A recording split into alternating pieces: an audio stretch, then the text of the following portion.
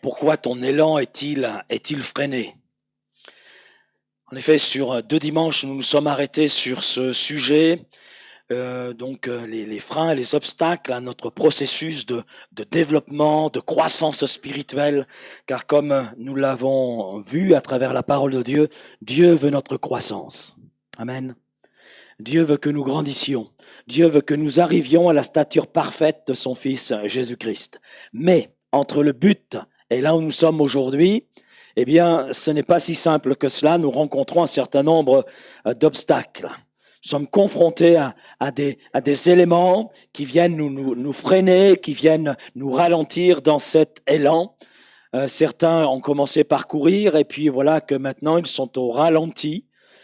D'autres couraient, mais voilà qu'ils sont à marcher, et puis d'autres sont comme stoppés. Et les freins ou obstacles au progrès dans notre vie spirituelle, on l'a vu, sont premièrement en chacun d'entre nous. Bien souvent, on cherche à l'extérieur, mais ils sont avant tout en nous, et premièrement en nous. Et nous en avons identifié plusieurs, et la liste n'est pas exhaustive. Slide suivant. Voilà, donc l'enfermement dans nos incapacités, nos faiblesses. Vous vous souvenez de Moïse? Mais moi, j'ai la langue embarrassée, j'ai ceci, j'ai cela. Il a présenté un certain nombre d'excuses et montré des incapacités, des faiblesses. Et Dieu lui a dit, mais si ta bouche est embarrassée, ne suis-je pas celui qui a formé la bouche? Eh oui. Un aspect que Moïse avait oublié là. Le problème de placement des priorités dans notre vie. La mentalité de « je n'ai pas à cœur ». Ça, ce n'est pas la mentalité du royaume de Dieu, ça c'est très humain. La mentalité du royaume de Dieu, c'est tout ce que ta main trouve à faire avec ta force, fais-le. Amen. La procrastination, un mot bien savant, mais ça veut tout simplement dire reporter ce qui pourrait être fait aujourd'hui au lendemain. Hein. On verra demain. Demain, ça ira mieux. Je ne lis plus ma Bible, mais demain, je la lirai. Et vous savez ce qui se passe? Un demain succède à un demain, et un demain succède à un autre demain, et ça ne devient jamais. Il y a le relâchement spirituel et moral, rester superficiel à l'égard des choses de Dieu, croire qu'on est arrivé, garder des attaches en arrière pour y revenir, et puis mettre des restrictions. Et ce matin, je veux ajouter à cette liste, dans cette première catégorie de freins qui sont là en nous, en chacun d'entre nous, je veux ajouter deux autres éléments. Et on va faire une lecture dans le livre de l'Exode au chapitre 6 et verset 9. Chapitre 6 et verset 9. Nous lisons ceci. Ainsi parla Moïse aux enfants d'Israël. Mais l'angoisse et la dure servitude, les empêchèrent d'écouter Moïse. Ainsi parla Moïse aux enfants d'Israël, mais l'angoisse, et le mot angoisse, on peut le traduire aussi par impatience. Hein? L'hébreu nous permet de le traduire ainsi. Et la dure servitude, la dureté du travail, la dureté des choses, les empêchèrent d'écouter donc Moïse. Le peuple avait des réserves. Le peuple avait des retenues empêchant la vie de Dieu de les conduire dans cette pleine liberté promise. Et ces retenues sont dans le texte identifiées très clairement. Donc l'angoisse, et comme je le disais, le mot utilisé en hébreu peut être traduit par impatience. Il y avait une angoisse, une impatience, et puis il y avait ce deuxième élément, donc la souffrance, à cause de la dureté de l'esclavage, à cause de la dureté du travail qui leur était imposé par Pharaon. Et ce que nous remarquons là, c'est que tout cela les empêchait de recevoir un message, le message de Moïse, et le message était un message de libération. Le message que Moïse devait communiquer à son peuple était « Vous allez connaître la liberté. Je vais vous entraîner dans la liberté. » Le plan de Dieu était là, était pourtant clair, mais l'angoisse, l'impatience, la souffrance les empêchaient d'entendre et donc de recevoir ce message. Et cela, bien sûr, constitue un obstacle. Mais je crois que pour nous aussi, la dureté du quotidien, les circonstances peut-être passées douloureuses, la maladie, une situation de couple ou familiale difficile, ce sont quelques-unes des choses, des causes d'angoisse, des causes d'impatience, de souffrance que nous pouvons connaître et qui sont comme des freins à notre développement spirituel, à notre marche vers cette pleine liberté que nous avons en Jésus-Christ. Maintenant, devant tout cela, nous ne sommes pas sans solution. Amen. Nous ne sommes pas sans solution de la part du Seigneur. Et c'est là que son appel prend tout son sens. Venez à moi, vous tous qui êtes fatigués et chargés, et je vous donnerai du repos. L'apôtre Pierre emboîte le pas de Jésus et il dira 1 Pierre 5,7 « Déchargez-vous sur lui, sur Christ, de tous vos soucis, car lui-même prend soin de vous. » Amen. Ce qui veut dire que nos soucis, nos inquiétudes, nos angoisses, nos impatiences ne doivent pas être un obstacle, constituer un obstacle en nous, empêchant la vie de Christ de s'épanouir. Nous avons un moyen ce matin, celui de nous décharger sur Christ. Nous avons la possibilité ce matin de pouvoir poser tout cela devant Christ, de nous décharger sur lui. Et notez bien, de tous vos soucis. Amen. Moi j'ai un souci, c'est celui de perdre totalement la voix et d'être incapable de prêcher à ceux qui nous attendent à l'île de la Réunion. Voilà. Et puis j'ai un autre souci, c'est de ne pas apporter pleinement ce qui doit être apporté. Voilà. Les soucis, les inquiétudes, cela. Mais le Seigneur connaît toutes choses et on peut se décharger sur lui. Amen. Et il nous invite à le faire. Et nous avons cette promesse de sa part qui est oui et amen. Le Seigneur nous donne du repos, il prend soin de nous si nous venons à lui, avec nos angoisses, avec nos impatiences, nos souffrances. Tout ce qui charge notre cœur et notre âme. Amen. Notez bien ce qui n'est pas dit. Parce qu'il y a ce qui est dit et il y a ce qui n'est pas dit. Et il est bon de regarder à ce qui n'est pas dit. Il n'est pas dit que le Seigneur allait faire disparaître. Vous avez remarqué cela? Et quelquefois, lorsque nous sommes là avec nos charges, et on ne comprend pas, on dit, mais Seigneur, pourquoi ça ne disparaît pas? Mais le Seigneur ne dit pas que ça va disparaître. Il dit simplement que lorsque nous traversons de telles choses, il nous apporte le repos. Donc la capacité de traverser ces choses et d'être vainqueur, et dans ces choses qui chargent nos vies, qui chargent nos cœurs, de voir sa grâce. Amen. Et c'est vrai qu'à toute situation particulière, il y a une grâce particulière de la part de Dieu. Amen. Puis nous sommes devant un peuple qui a été pendant des années en esclavage. Et on ne sort pas de cette condition sans conséquence, sans qu'il y ait, j'allais dire, des restes, des choses qui sont là et qui demeurent et qui ne peuvent disparaître qu'avec le temps.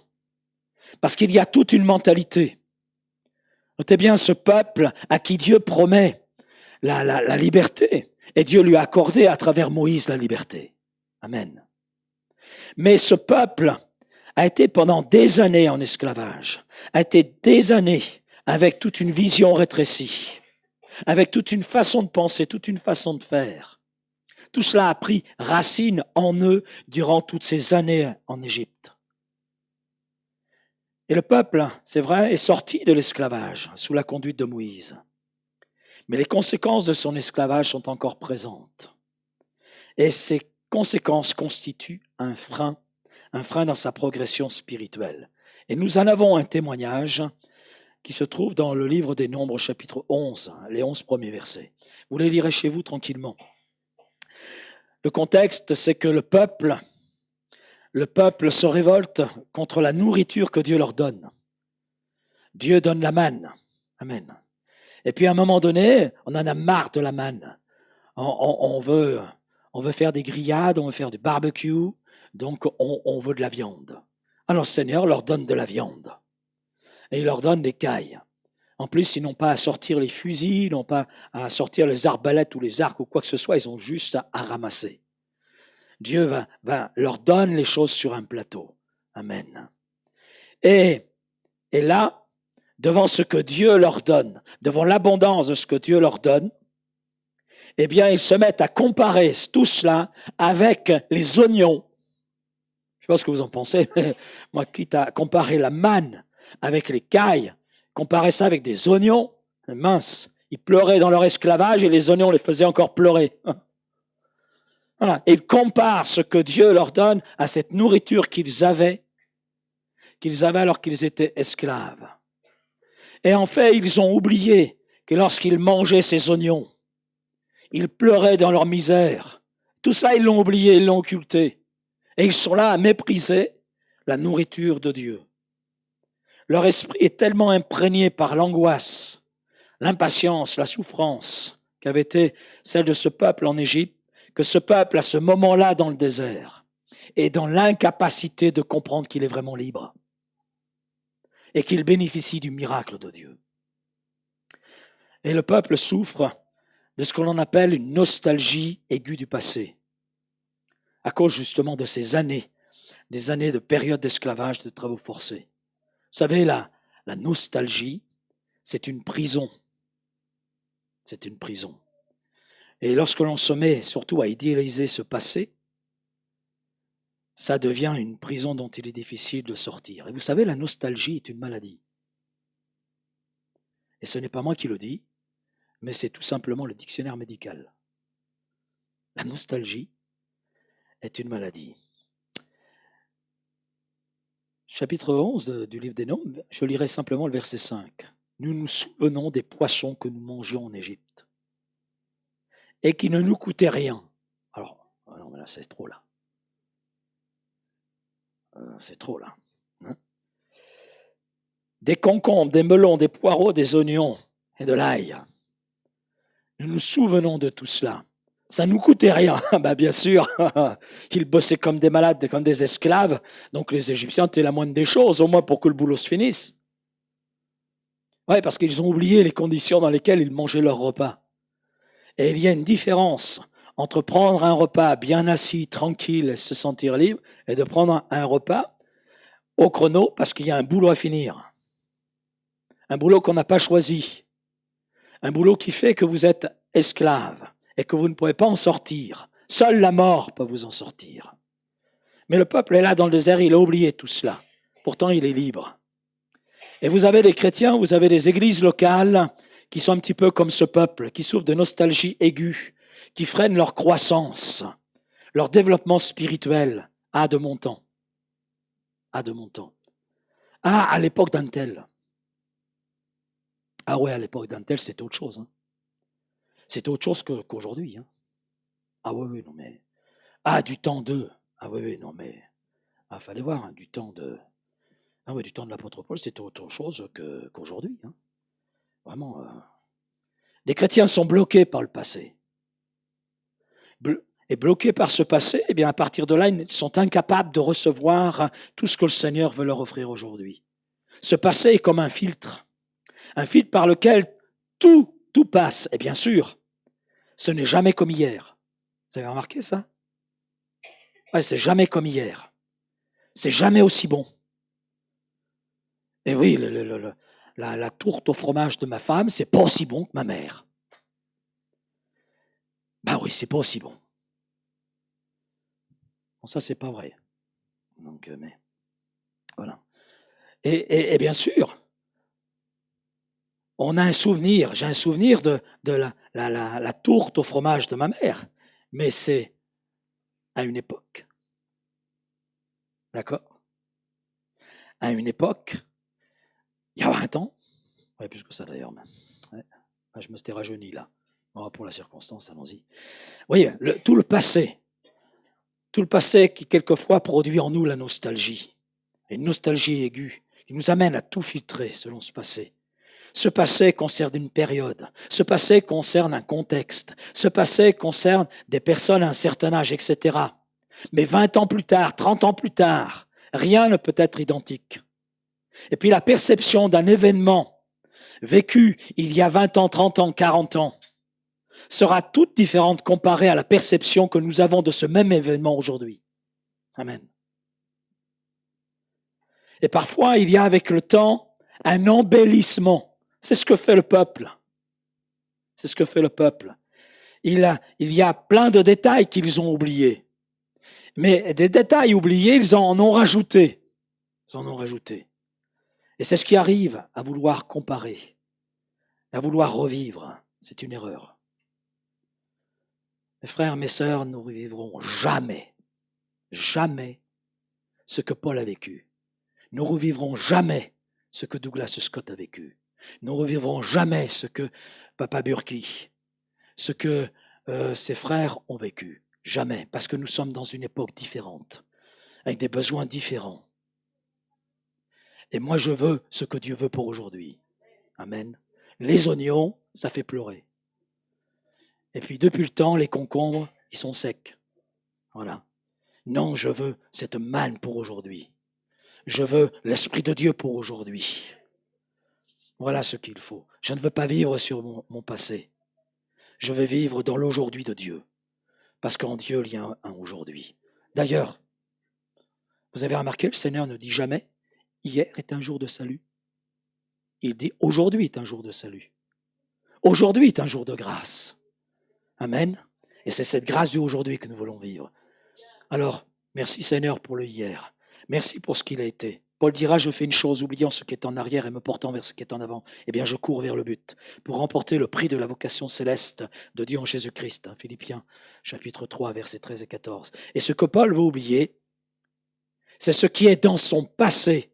Vient le tirer, vient comme le retenir, vient l'empêcher de courir vers ce qui est en avant et de saisir tout ce qui est là devant lui. Alors que le passé, quel qu'il ait été, que nous nous laissions à sa place. Amen. Et que nous puissions chacun pour notre part entrer dans ce que Dieu veut pour aujourd'hui, pour nous et avec nous. Oui, quel qu'a été ce passé ne doit pas être un passé qui nous retient, nous empêche d'avancer, mais un passé, je dirais, déposé. Amen. Ça rime bien, ça, un passé déposé. Voilà. Donc nous avons tiré les fruits. Amen. Et pour mieux nous porter et nous projeter vers l'avant. Paul dit, me portant vers ce qui est en avant. Là, il parle de la grâce. Amen. De la grâce qui se renouvelle chaque matin. Amen. Il parle de la vie de Christ en lui qui ne tarit pas. Et il met toute son affection sur les choses d'en haut. Colossiens 3, versets 1 à 3. Ces choses qui rafraîchissent. Alléluia. Qui rafraîchissent, qui enrichissent notre vie et qui nous conduit à tendre vers des choses nouvelles. Voici, je vais faire une chose nouvelle, dit le Seigneur. Amen. Alors c'est, comment dire, c'est insécurisant. Non, vous ne trouvez pas? Je vais faire une chose nouvelle. Mais qu'est-ce que tu veux faire, Seigneur? Et c'est là qu'on se dit, on a tellement de peur, des inquiétudes, qu'est-ce que tu vas faire exactement? Alors on se retourne vers le passé. Seigneur, on veut que ce soit comme ça. Non? Tu veux faire une chose nouvelle? Ben, Seigneur, fais ce que tu veux faire. Amen. Mais que nous soyons disponibles. Allez, on continue. Il y a une deuxième catégorie d'obstacles à notre développement spirituel. Et cette catégorie d'obstacles n'est plus en nous, mais elle est une deuxième catégorie qui vient de l'extérieur. Qui vient de l'extérieur. Galates 5, verset 6, car en Jésus-Christ, ni la circoncision n'a de valeur, mais la foi qui est agissante par la charité, par l'amour. Vous couriez bien vite. Et qui vous a arrêté pour vous empêcher d'obéir à la vérité? Cette influence, dit Paul, ne vient pas de celui qui vous appelle. Elle ne vient pas de Christ. Notez bien ce que l'apôtre Paul dit. Vous savez, chaque mot a son importance. Rien n'appartient au hasard dans la parole de Dieu. D'abord, le hasard, ça n'existe pas. C'est une invention de l'homme pour se passer de Dieu, parce que tout est fait dans un but. Dieu fait toutes choses dans un but. Et notez bien ce qui est dit. Paul ne dit pas quoi ou qu'est-ce, mais qui. Qui? Qui vous a arrêté? C'est pas qu'est-ce qui vous a arrêté, c'est pas quoi, mais c'est qui vous a arrêté. Et il s'agit donc de personnes. Et des personnes extérieures peuvent être un frein à notre croissance. Je lisais une citation hier soir d'un théologien, je crois que d'ailleurs je l'ai envoyé sur le WhatsApp. Ou si ce n'est pas encore envoyé, ça va être envoyé. J'ai trouvé cette citation intéressante du théologien Ryle. Et il dit ceci, qu'il faut rechercher des amitiés de gens qui recherchent la face de Dieu. L'amitié intime avec des gens qui recherchent la face de Dieu. Alors bien avant lui, la parole de Dieu nous donne quelques exemples. Heureux l'homme qui ne marche pas selon le conseil des méchants, qui ne s'arrête pas sur la voie des pécheurs et qui ne s'assied pas en compagnie des moqueurs, de ceux qui parlent avec arrogance, de ceux qui parlent avec orgueil. Et dans ce verset, nous avons trois, c'est le psaume 1er, verset 1er, nous avons trois types de personnes et donc de relations que si nous nous y arrêtons, elles vont nous tirer vers le bas. Elles vont nous tirer vers le bas. Les méchants, les pécheurs et les moqueurs. Alors on peut être surpris surtout par les pécheurs, puisque nous sommes appelés à aller vers les pécheurs, amen, leur témoigner de la bonne nouvelle de Jésus-Christ. Mais là, il s'agit de ne pas s'arrêter sur la voie, c'est-à-dire ne pas leur emboîter le pas. C'est pas la même chose. Et puis, 1 Corinthiens chapitre 15, verset 33, ne vous y trompez pas, les mauvaises compagnies corrompent les bonnes mœurs. Une version plus, on va dire, plus courante dit, attention, les mauvais amis poussent à faire le mal. On a remarqué ça, hein, il y a toujours pour quelqu'un qui est alcoolique, il va toujours trouver des amis de bar et qui vont l'aider à boire. Pour la drogue, pour les addictions, c'est facile de trouver des amis. Hein. Mais ça, ce sont de faux amis, que la Bible appelle les mauvais amis. Et la vie spirituelle d'un croyant, elle s'éteint, elle s'étiole au contact des mauvaises compagnies, de ceux dont la vie est en désordre, conscient avec la parole de Dieu. 2 Timothée chapitre 2, verset 23, repousse les discussions folles et inutiles, sachant qu'en font naître des querelles. Parole vivante dit, ferme ton esprit, amen, ferme ton esprit aux controverses insensées. Tu sais qu'elles dégénèrent facilement en querelles et n'engendrent que contestation et mésentente. Là, il est question de personnes qui sont en permanence dans la controverse, dans des discussions interminables qui n'ont aucun sens, qui n'ont aucun réel contenu. Eh bien, il faut fermer son esprit à ces discussions afin de ne pas être pollué dans notre esprit, dans notre cœur et de ne pas être tiré vers le bas. Et je reviens au texte des Galates dans lequel Paul parle d'un type particulier de personnes. Et ce que l'apôtre Paul relate dans l'épître aux Galates, c'est terrible. C'est terrible. C'est terrible parce que Paul vient de prêcher l'évangile en Galatie. Et il est allé prêcher à cette population, il leur a annoncé l'évangile. Beaucoup de personnes ont cru, des églises ont été implantées, des leaders ont été nommés, et il y a tout un élan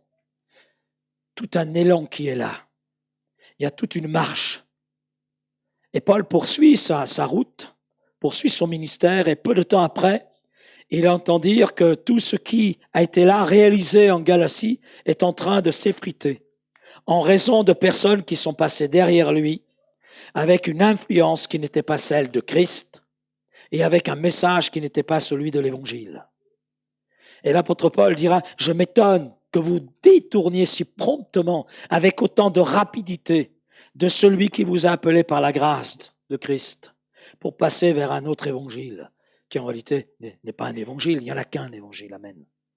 Et quand nous lisons la lettre aux Galates, nous voyons tous les sentiments de Paul. Son cœur est là brisé par ce qu'il entend du rapport concernant les Galates. Vous courriez bien vite, mais qui vous a arrêté pour vous empêcher d'obéir à la vérité? Mais cette influence, elle ne vient pas de Dieu, elle ne vient pas de Christ. Ouvrez les yeux. Et les chrétiens de Galatie ont été séduits par les hommes. Ils ont placé leur regard sur des hommes et non plus sur Christ. Mais ces hommes sur lesquels ils ont fixé leur regard n'étaient pas animés de la mentalité du royaume de Dieu.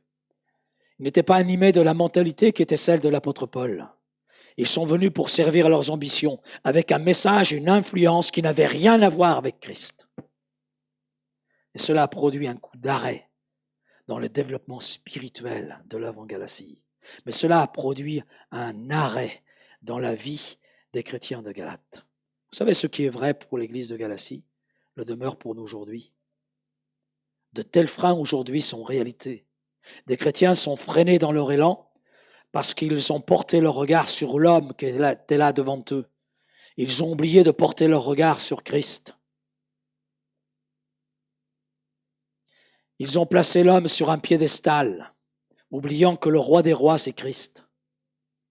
C'est Christ, que l'homme soit bon, amen, qu'il soit compétent, alléluia, qu'il prêche bien, etc. Mais il reste faillible. Il reste faillible. Et l'homme, vous direz tout prédicateur, tout pasteur, tout serviteur de Dieu, a pour mission premièrement d'amener les âmes à Christ, pas à lui. Pas à lui.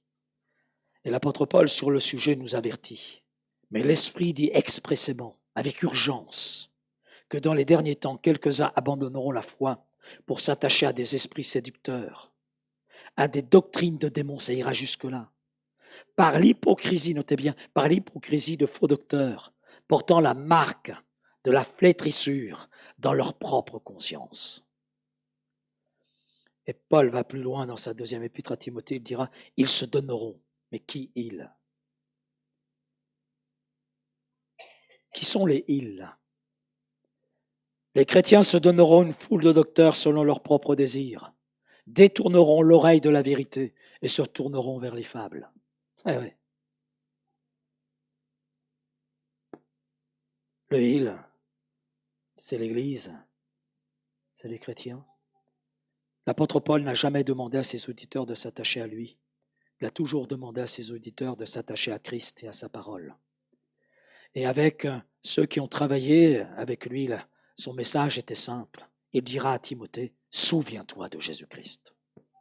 Quand bien même tu oublies Paul, souviens-toi de Jésus-Christ. Parce que le plus important, c'est Christ. Merci pour les serviteurs de Dieu qui ont servi dans cette ville. Merci, mais ça reste des hommes. Et celui qui est devant vous ce matin, ça reste un homme. Ne vous attachez pas à lui. Ne vous attachez pas à lui. Il est faillible. Si vous ne le saviez pas, je vous le dis. Il est faillible. Et mon but, le but de Bernard, notre but, c'est que vous vous attachiez à Christ. En lui se trouve la vie, pas en moi. En lui se trouve le pardon, pas en moi. En lui se trouve tout le nécessaire pour notre vie. En lui se trouve la vie éternelle. Elle n'est pas dans un serviteur de Dieu, si bon soit-il. Attachez-vous à Christ, d'autant plus que nous voyons les jours s'assombrir. C'est le cas aujourd'hui, vous l'avez remarqué. Il y a un autre niveau d'obstacle à notre développement spirituel qui est symbolisé par Pharaon. Pharaon voulait maintenir son étau sur Israël, sur ce peuple. Il ne voulait pas le laisser partir. Exode 7, verset 14. L'Éternel dit à Moïse, Pharaon a le cœur endurci. Il refuse de laisser aller le peuple. Va vers Pharaon dès le matin. Il sortira pour aller près de l'eau et tu te présenteras devant lui au bord du fleuve. Tu prendras à ta main ta verge qui a été changée en serpent et tu diras à Pharaon, l'Éternel, le Dieu des Hébreux, m'a envoyé auprès de toi pour te dire, laisse aller mon peuple, afin qu'il me serve dans le désert. Et voici jusqu'à présent, il ne t'a pas écouté. Les versets plus loin, verset 22, mais les magiciens d'Égypte en firent autant par leurs enchantements. Et le cœur de Pharaon s'endurcit.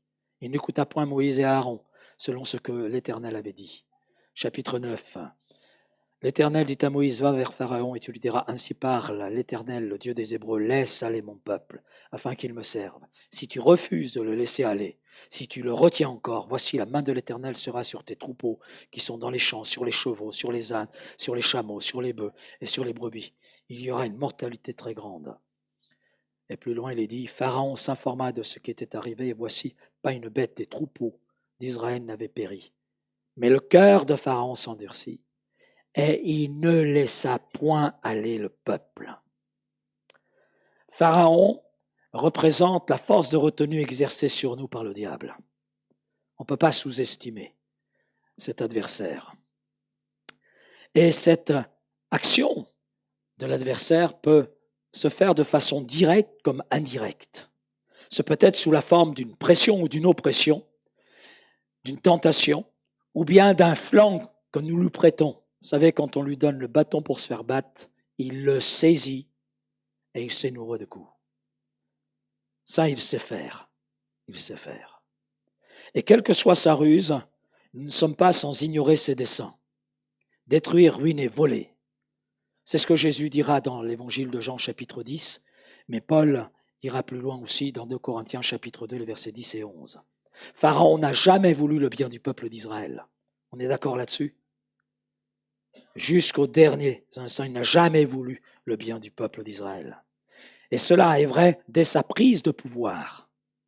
Dès qu'il a pris le pouvoir, Exode 1, verset 8, à partir de ce moment-là, jusque toute la suite, il n'a jamais voulu le bien du peuple.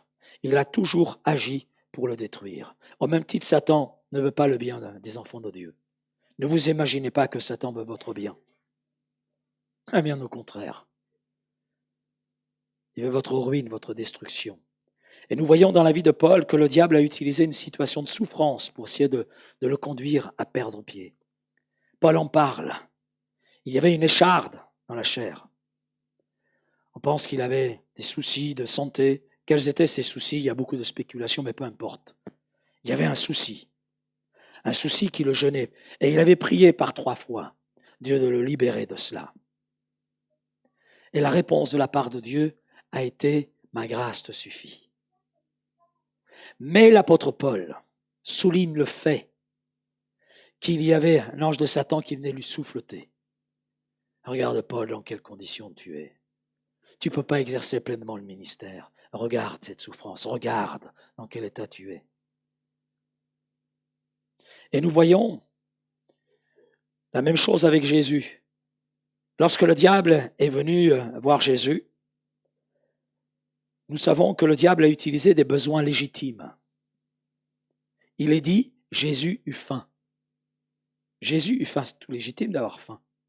Jésus eut faim. Et là, paf, il nous dit, le tentateur est arrivé. C'est à ce moment-là que Satan est venu tenter Jésus. L'apôtre Paul se trouve dans la souffrance. Satan veut utiliser cette souffrance pour l'amener à perdre pied dans la foi. Et puis, nous voyons le diable venir vers Jésus avec une situation tout à fait légitime, la faim. Après, il y a le bâton que nous lui donnons pour nous faire battre. Ça peut être quoi? Le péché d'abord. Le péché. Je ne sais pas si vous avez remarqué, mais lorsqu'on parle de péché, on en parle souvent par rapport à ceux qui ne connaissent pas Christ. Les pécheurs. Voilà. C'est vrai. Mais quand je lis ce que l'apôtre Paul dit dans les épîtres, juste m'arrêter à l'apôtre Paul. Soit dans la même chose avec les autres auteurs des épîtres, soit Jean, soit Pierre, soit Jacques. J'ai constaté que les lettres, elles s'adressent à qui? À l'Église. À l'Église. Et si vous remarquez bien, dans chaque lettre de l'apôtre Paul, il est question du péché. Il est question du péché. Dans chacune des épîtres, il est question du péché, le péché touchant le peuple de Dieu, concernant le peuple de Dieu. Ce qui veut dire que, oui, nous sommes sauvés par grâce, mais on doit veiller sur notre cœur plus que sur toute autre chose, parce que de lui viennent les sources de la vie. On n'est pas à l'abri du péché. Amen, je suis sauvé, alléluia, le péché c'est fini, amen. Non, non, non. Non, non, non, non. Donnez à la chair un petit espace et vous allez voir le péché. Parce que la chair, comme disait Martin Luther, j'ai bon cherché à la noyer, cette vieille nature, mais le problème, c'est qu'elle sait bien nager. Et nous le savons, notre chair sait aussi s'exprimer, saisir même des besoins légitimes pour nous conduire à aller au-delà. La faim peut être un besoin légitime, mais ça peut nous conduire à pécher. À pécher. Et puis, il y a d'autres éléments comme l'amertume, par exemple. Je ne sais pas si vous avez remarqué, mais bien souvent on dit « Ah Seigneur, si nous étions une église comme celle du Nouveau Testament ». Quand j'entends ces prières, je vous l'ai dit honnêtement, je ne dis pas Amen. Je ne dis pas Amen parce qu'on idéalise quelquefois ce qui est dit sans vraiment nous arrêter sur tout ce qui est écrit. Et quand je regarde les Corinthiens, mais moi je n'ai pas envie de ressembler à l'église de Corinthe. Seigneur, garde-nous. Vous avez dans cette église de Corinthe tout ce que je n'ai pas envie de voir dans l'église. Et le Paul le mentionne dès le premier chapitre. Mais il y en a qui se disent « mais moi je suis de Pierre, mais moi je suis de ceci, mais moi je suis... » Et il y a des TTS, des très très spirituels, « moi je suis le Christ. » Oh, voilà. Au moment de la Sainte Seine, les Corinthiens se la donnaient bien. Je pense que la Sainte Seine était au Porto. Et puis c'était un moment de gloutonnerie. Et j'en passe. Et j'en passe. Les Galates, voilà, c'est pareil. J'ai donné une petite description, mais vous lirez la suite. Voilà, j'ai pas envie que l'Église ressemble à l'Église des Galates. L'Église de Philippe. Alors, c'est l'épître de la joie en plus. Donc, je vais un peu prêcher dessus. L'épître de la joie. Alors, on aime cette épître. Ah, je voudrais bien être l'Église de Philippe. Ben, vous lirez l'épître aux Philippiens, vous allez vous apercevoir qu'il y avait des conflits. Amen, c'était une église généreuse. Alléluia. Ils ont soutenu l'apôtre Paul dès leur naissance. On va dans Acte 16. Ils ont soutenu le ministère de l'apôtre Paul, ils ont soutenu l'homme Paul, ils ont soutenu l'évangélisation. Et puis lorsque Paul est emprisonné à Rome, eh bien, ils envoient Épaphrodite pour soutenir l'apôtre Paul. C'est formidable. Et puis dans le même temps, vous avez deux femmes qui sont en train de se chamailler. Ah ouais. Deux femmes qui sont en train de se chamailler. Mais le problème, c'est pas simplement ces deux femmes, parce que souvent on se dit, Évodie et Sintiche sont en train de se chamailler. Mais vous lirez le texte, vous constaterez que l'apôtre Paul dit aux responsables de l'Église, quand est-ce que vous allez agir? Vous ne faites rien, alors que vous devez agir. Et ça sème un désordre dans votre Église. Moi, je n'ai pas envie de ressembler à ça, vous? Vous voulez que cette Église, vous voulez que Vitrolles ressemble à l'Église de Philippe? Non. Thessaloniciens.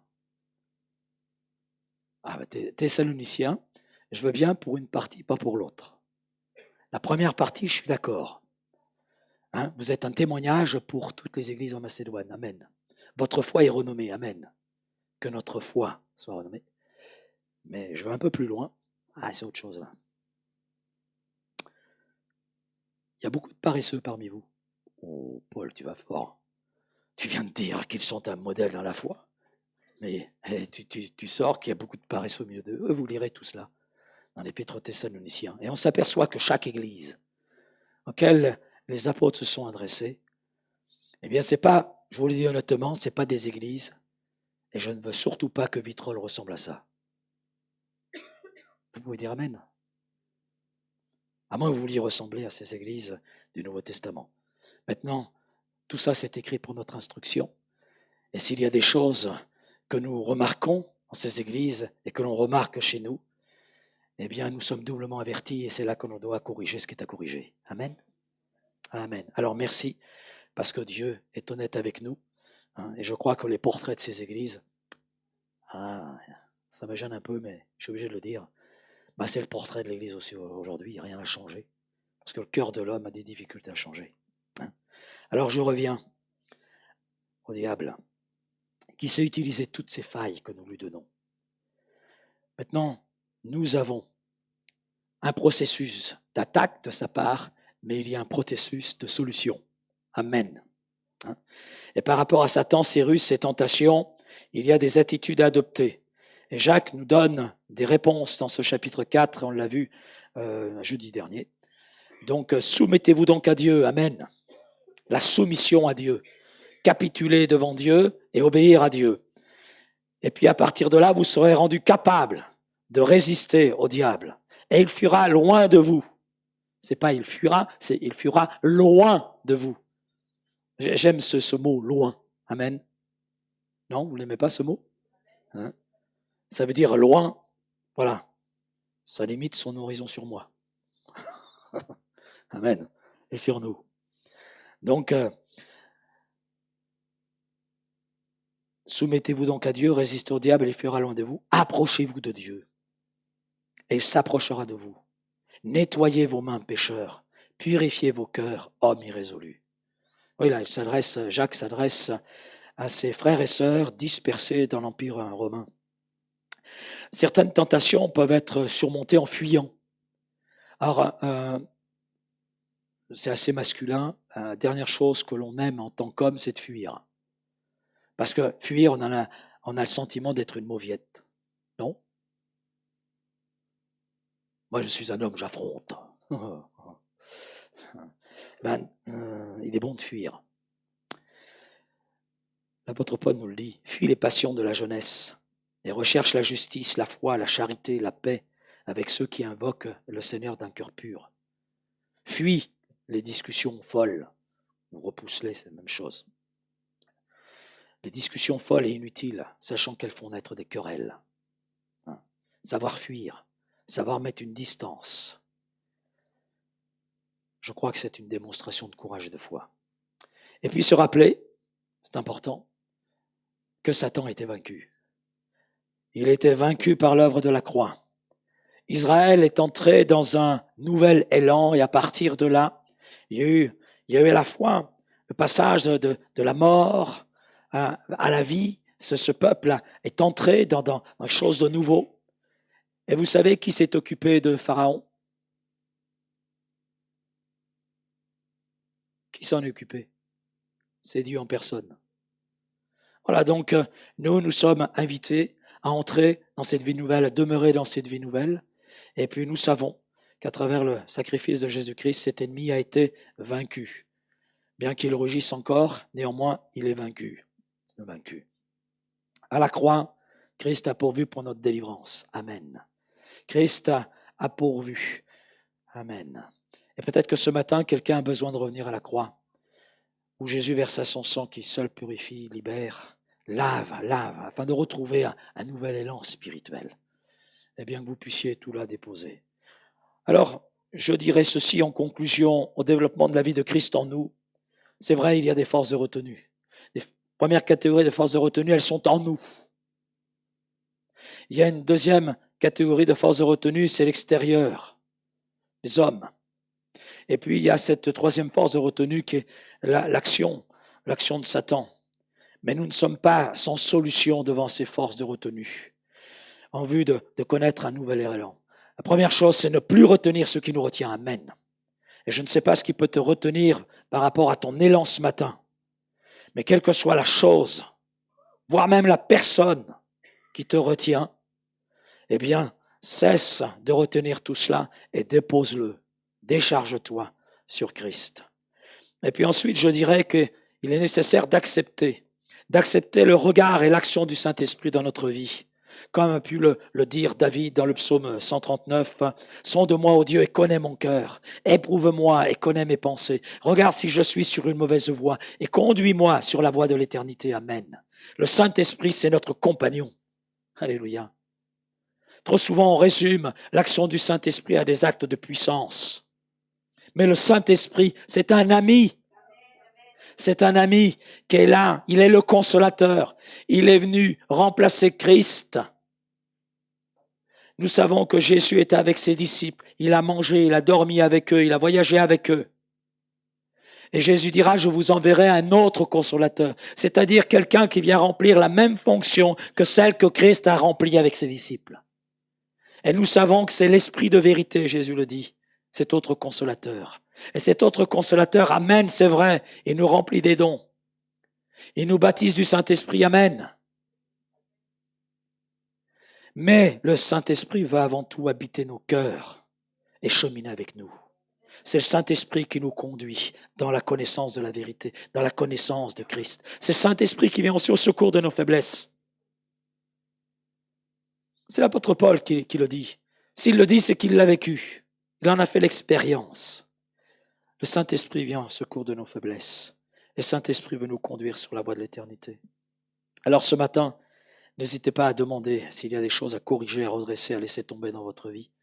Puissiez-vous faire cette démarche afin que rien en vous, que rien en moi, que rien en nous ne constitue un frein à cet élan spirituel, à ce développement spirituel dans lequel Dieu veut nous entraîner. Amen. Merci Père pour ta parole. Merci Père d'être avec nous ce matin, de nous conduire encore, de nous diriger. Et Seigneur, on a abordé ce sujet des freins qui peuvent là exister, qui peuvent nous tirer vers le bas, nous freiner, nous stopper. Et Seigneur, devant tout cela, nous voulons réfléchir. Devant tout cela, Seigneur, nous voulons nous placer devant toi avec l'aide de ton esprit.